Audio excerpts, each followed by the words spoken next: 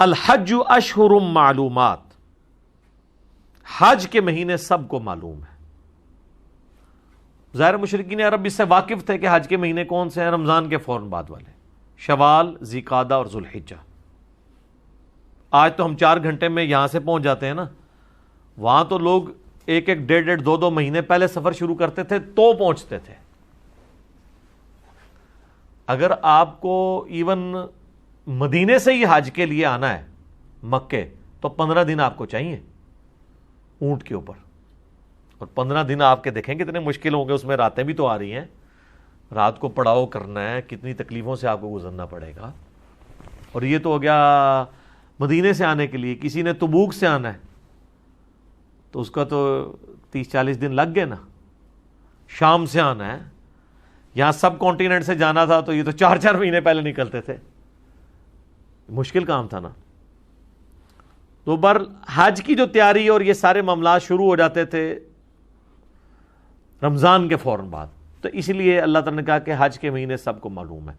اس سے یہ بات بھی پتہ چلی کہ جو سنت اور تواتر ہے یہ قرآن حکیم سے پہلے کا چل رہا تھا، اور جہاں پر کہیں کوئی خرابی تھی وہ قرآن نے ہائی لائٹ کر دی، اور جہاں پہ ہائی لائٹ نہیں کی ہے وہ اسی طریقے سے چلتی رہے گی. تو اس سے یہ بات پتہ چلی کہ سنت ابراہیمی جاری تھی، صرف اس میں خرابیاں آئی ہوئی تھی. فَمَنْ فَرَضَ فِيهِنَّ الْحَجْ، تو جو کوئی نیت کر لے اس میں حج کی تو اسے 3 چیزوں کا خیال رکھنا ہے. فَلَا رَفَثَ، تو کوئی بے حیائی والا معاملہ نہ کرے، وَلَا فُسُوق، نہ کوئی نافرمانی والا، اللہ کے حکم عدولی والا کوئی مسئلہ ہو، وَلَا جِدَالَ فِي الْحَجْ، اور نہ ہی حج میں کوئی جھگڑا کرے. یہ 3 چیزیں گنوائی گئی ہیں. بے حیائی سے بچنا ہے، گناہ کے کاموں سے بچنا ہے، اور جھگڑے سے بچنا ہے. صحیح بخاری میں حدیث ہے کہ جس نے حج کیا اور یہی 3 چیزیں آپ نے گنوائی کہ وہ بے حیائی سے بچ گیا، گناہوں سے بچ گیا، فسق سے اور جھگڑے سے، تو وہ ایسا ہی ہے گویا آج ہی ماں کے پیٹ سے پیدا ہوا ہے، سارے گناہ اس کے معاف. صحیح مسلم میں بھی حدیث ہے کہ حج مبرور، مقبول حج پچھلے کے سارے گناہوں کو معاف کر دیتا ہے. ایمان لانا پچھلے کے سارے گناہوں کو معاف کر دیتا ہے، اور اللہ کی راہ میں ہجرت کرنا پچھلے کے سارے گناہوں کو معاف کر دیتا ہے. تو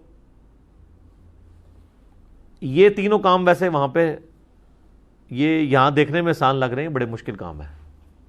خصوصاً یہ جو تیسرا کام ہے نا، جھگڑے سے بچنا.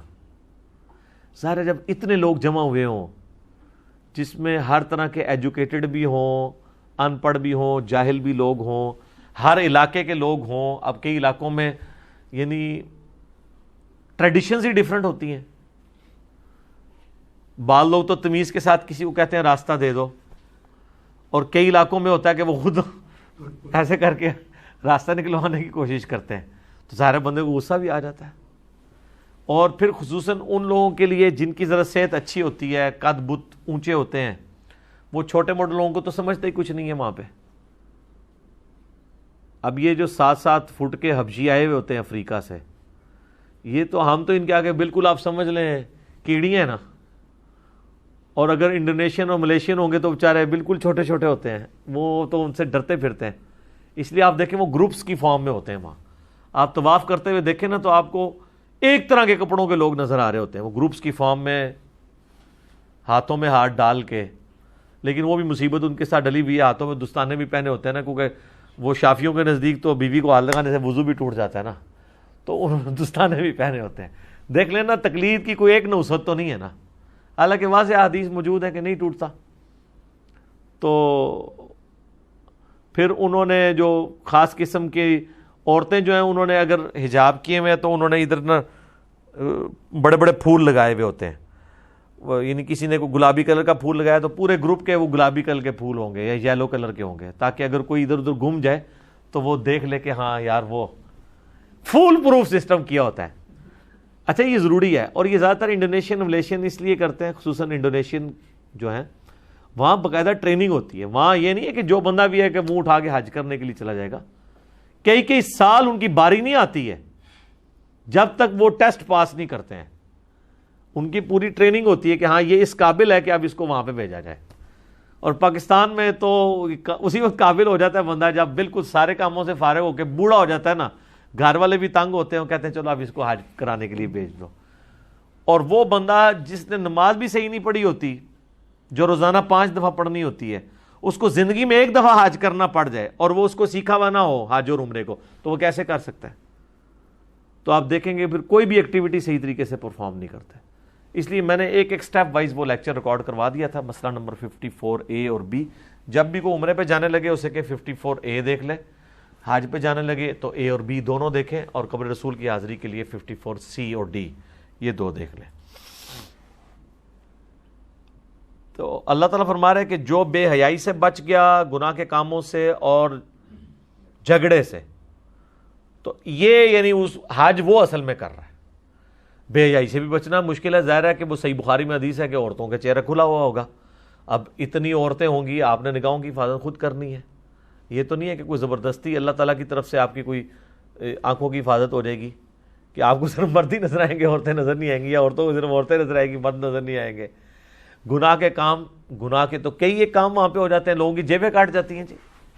لوگ بھیک مانگ رہے ہوتے ہیں, کوئی مینا کے خیموں میں اپنا کوئی بیگ رکھ کے چلا گیا بیچارہ باہر, وہ واپس آتا ہے تو وہ اس کے اندر ریال ہی نہیں اس کو پھر واپسی پہ ملتے. اسی لیے حاجیوں نے بیچاروں نے یہاں پہ یعنی اپنے وہ جو احرام کے نیچے بیلٹ باندھی ہوتی ہیں. آپ دیکھیں جب بھی کوئی عمرے حج کے لیے جاتا ہے اس کو اسپیشل لوگ کہتے ہیں بیلٹ لے کے جانی ہے. وہ بیلٹ اسی لیے لے کے جاتے ہیں نا کہ اس بیلٹ کے اندر وہ پاسپورٹ رکھ لے گا پلس پیسے رکھ لے گا, کیونکہ کمرے میں, ہوٹل کے کمرے میں چھوڑنے کا رسک یا مینا کے خیمے میں چھوڑنے کا رسک تو نہیں لیا جا سکتا. اسلامی بھائیوں سے خطرہ لگا رہتا ہے. ظاہر ہے کوئی یہودی عیسائی تو نہیں آگے چوری کرتے, اپنے لوگ ہی کر رہے ہوتے ہیں. تو یہ سارے خطرات وہاں پہ ہوتے ہیں. اس لیے ان ساری, یہ کہنے کو تو بڑا آسان ہے, پھر کسی کی دل آزاری ہو جانا, کسی کو دھکا دے دینا, یعنی یہ بڑا مشکل کام ہے وہاں پہ ان ساری چیزوں سے بچنا. تو اگر انسان کے ذہن میں یہ چیز ہونا کہ میرے حج کی قبولیت اس کے اوپر ڈیپینڈنٹ ہے کہ میں نے بے حیائی کا کوئی کام نہیں کرنا, اور میں نے کسی کا دل نہیں دکھانا, کسی کو ناجائز دھکا نہیں دینا, اور اگر کسی سے دھکا لگ گیا اس کو معاف کرنے کی روش اختیار کرنی, پھر آپ کو خود بخود صبر آ جاتا ہے. اور میجارٹی لوگ اس کو مینٹین کر لیتے ہیں وہاں پہ. میجارٹی لوگ کوشش کرتے ہیں کہ ہم جھگڑا والا معاملہ نہ کریں. اور ظاہر ہے کہ اب یہ جو فلا رفثا میں یعنی اس میں جو چیز جائز بھی ہے, یعنی میاں بیوی کا تعلق جو ہے وہ بھی ان دنوں کے اندر احرام کی حالت میں اس کی بھی پابندی ہے, اس سے بھی آپ نے اجتناب کرنا ہے. وَمَا تَفْعَلُوا مِنْ خَيْرٍ يَعْلَمْهُ اللَّهُ, اور جو کوئی بھی تم نیکی کا کام کرو تو اللہ اسے خوب جانتا ہے.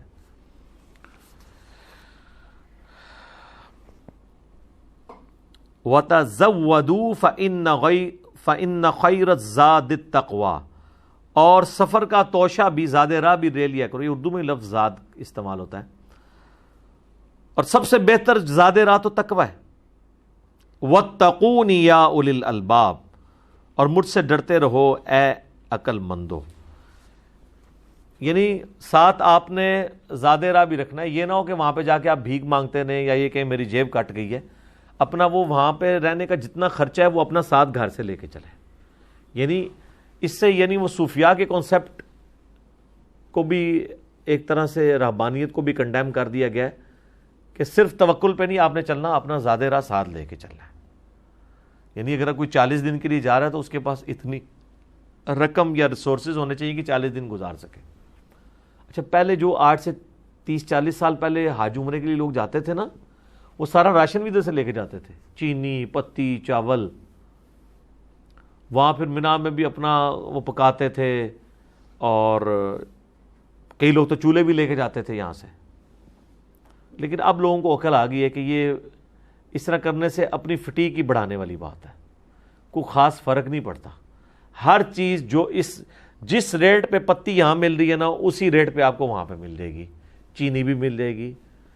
ہوٹلوں کے اندر کمبائنڈ آپ کو کچن بھی مل جاتے ہیں, اگر کبھی چائے بنانی پڑ جائے تو وہ آپ بنا سکتے ہیں. کوئی اتنا ایشو نہیں کہ ادھر سے اتنا زیادہ آپ سامان اٹھا کے لے جائیں. ادھر سے بس تھوڑا سا سامان ہونا چاہیے, اتنا سامان ہو جو آپ کے ہینڈ بیگ میں آ جائے. اگر آپ نے بکنگ والا سامان رکھا تو سر پھر آپ جو ذلت کاٹنی پڑتی ہے نا جا کے وہاں پہ آپ کو ایئرپورٹ کے اوپر، کیونکہ ہینڈ بیگ والے تو نکل جاتے ہیں باہر، دوسروں والوں کو تو اپنا وہ انتظار کرنا پڑے گا سامان کا، 1 گھنٹہ بھی لگ سکتا ہے، اس سے بھی زیادہ لگ سکتا ہے. ظاہر ہے جہاز پہلے خالی ہوگا، پھر وہ اس سے بیلٹوں پہ ڈالیں گے اور یہ ہوگا، پھر آپ ڈھونڈتے رہیں گے اور یہ سارا کام. تو میں تو ایون حج پہ بھی گیا تھا اپنی وائف کے ساتھ 2007 کے اندر، تو 2 ہینڈ بیگ ہم نے رکھے تھے، ایک اس نے اٹھایا تھا، ایک میں نے، وہ کوئی بہت بڑا نہیں، 3 جوڑے رکھ لیے اپنے، ایک تولیہ رکھ لیا، دیٹس آل. اس سے زیادہ ضرورت ہی نہیں، کیونکہ وہاں پہ آپ کو اچھا خاصا ٹائم مل جاتا ہے. 3 جوڑے آپ کے پاس ہوں، صرف وہاں سے لیں، ایک چھوٹی سی بالٹی لیں تو دھو لیں، تو آرام سے آپ کے دن نکال سکتے ہیں. وہ کپڑے گندے تو ہوتے نہیں ہیں، نہ تو وہاں پہ اس طریقے سے پولوشن ہے، نہ کوئی گندگی ہے، صاف ستھرا ماحول ہے. گاڑی سے میں بیٹھ کے آپ حرم میں جا رہے ہیں، حرم سے گاڑی میں بیٹھ کے واپس آ رہے ہیں، سارا ایئر کنڈیشن ماحول ہے، تو کپڑے کہاں سے گندے ہونے ہیں، پسینہ بھی نہیں آنا. ہوٹل میں آئیں گے تو وہاں بھی اے سی ہے، لابی میں آئیں گے وہاں پہ بھی اے سی ہے، مسجد میں جائیں گے وہاں پہ بھی اے سی ہے. ٹھنڈ ضرور لگتی ہے وہاں لوگوں کو، گرمی شرمی کو نہیں لگتی، ٹھنڈ والا معاملہ ہو جاتا ہے. تو زیادہ راہ اللہ تعالیٰ نے فرمایا ساتھ لے کے چلو، یہ نہ وہاں پہ بھیک مانگتے پھرو، یعنی یہ چکر نہیں ہونا چاہیے. اور سب سے بہترین زیادہ راہ جو لے کے چلو وہ تقوی ہے. یہ نہیں ہے کہ مطلب آپ نے دنیا کا سارا ساز و سامان تو ساتھ رکھا ہوا ہے، اور خوف خدا، برائی سے بچنے کا جذبہ، آئندہ نیک بننے کا ارادہ، یہ آپ ساتھ ہی نہیں لے کے جا رہے. تو جس طرح جاؤ گے اس طرح ہی واپس آ جاؤ گے، شاید اور پکے ہو کے آ جاؤ.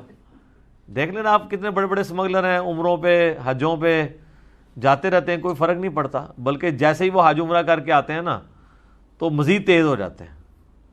اور جو یعنی مارکیٹ کے اندر اس قسم کے جو تاجر ہیں بے ایمانی کرنے والے، اگر اس کے نام سے حاجی بھی لگتا ہو نا تو لوگ کہتے ہیں اچھا یہ حاجی بھی ہے، پھر اللہ دی پناہ، ٹھیک ہے نا، حاجی صاحب، اور آگے پھر کہلواتے بھی ہیں حاجی. ٹھیک ہے جی.